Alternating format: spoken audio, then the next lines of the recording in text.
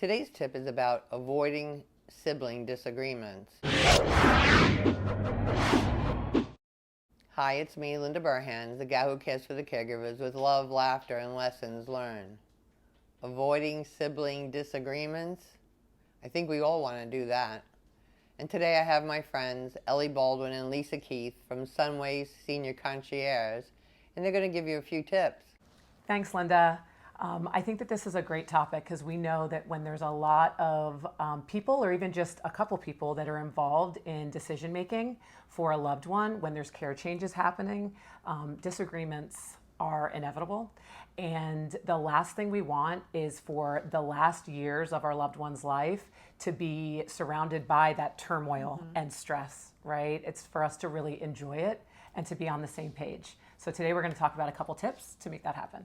So as we know, anytime that multiple people, especially siblings, are involved in decisions, when there's care changes that are happening, it can cause some disagreements, right? It's an emotional time, things are happening, and everybody deals with that stress differently.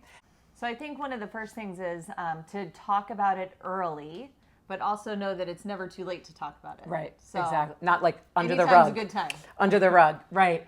I mean, aging happens, right? And so the sooner that we are talking as a family openly, even with the loved one, whether it's both your parents or just your mom or your dad about their wishes, and it being an open conversation for everybody to really get on the same page, then there's no room for error or interpretation. And one person is talking and having this conversation, another one another time. So really group conversations early and often are great, but things can happen very quickly and change very quickly. Like you said, it's never too late. It's just over communicate, I think is definitely number one. Yeah. And kind of then to slide into getting the siblings all on the same page. Yes. And kind of, figuring out who's going to be in charge of what. Yes. So everybody knows what their lane is and they can stay in their own lane. And stay in their lane. Yeah. Yep. Yeah, I mean, that's huge. I mean, one, it avoids caregiver burnout, right? Because what we see a lot of times is there's kind of one sibling that a lot of it really falls on their shoulders. And so even somebody creating a list in the family of really all of those responsibilities, not just doctor's appointments, right, and care, but who's paying bills, who's checking in on mom or dad, or, all of these little things, it takes a village. And so if we have that list, we can start delegating and checking it off.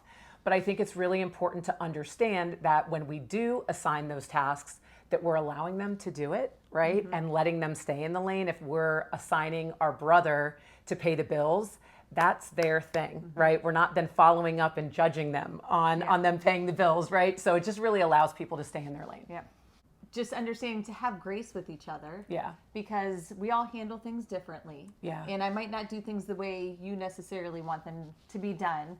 But we all handle even stress differently. So really giving each other a little bit of grace. I know, it's so important, right? We're all different. We have different personalities. Just handling stress, like you said, some people put their head in the sand. Other ones, want to be in control of everything. There is a place for everyone, and it's just understanding that we can't walk in somebody else's shoes, whatever that is, for sure. And sometimes the family dynamics might be a little bit too much, and we can't figure things out on our own. And it's okay if you need to reach out and get a professional mediator. Yes, and there is such a thing. Yeah, yeah. That's not like just an aunt or a friend or a neighbor. There are has professional mediators that do this, right? And so having a third party come in that really can almost be that ring master, so to speak, sometimes that's needed, and it can be the absolute best thing that you can do, not only for yourself, but for your loved one, who at the end of the day is the one that needs the care and needs us all to kind of get on the same page. Yep. Jinx. All right, so hopefully that helps. If you have any other questions on what those care options would be or how to navigate this process, please reach out to us at Sunways Senior Living. We can help. Yeah. Thank you, ladies, for all your tips. And remember, they're here to help you if you need. If you want some other tips, you have an idea, just message me below. And tune in next week for another tip brought to you by Arden Courts, where all they do is memory care. And have a delicious day.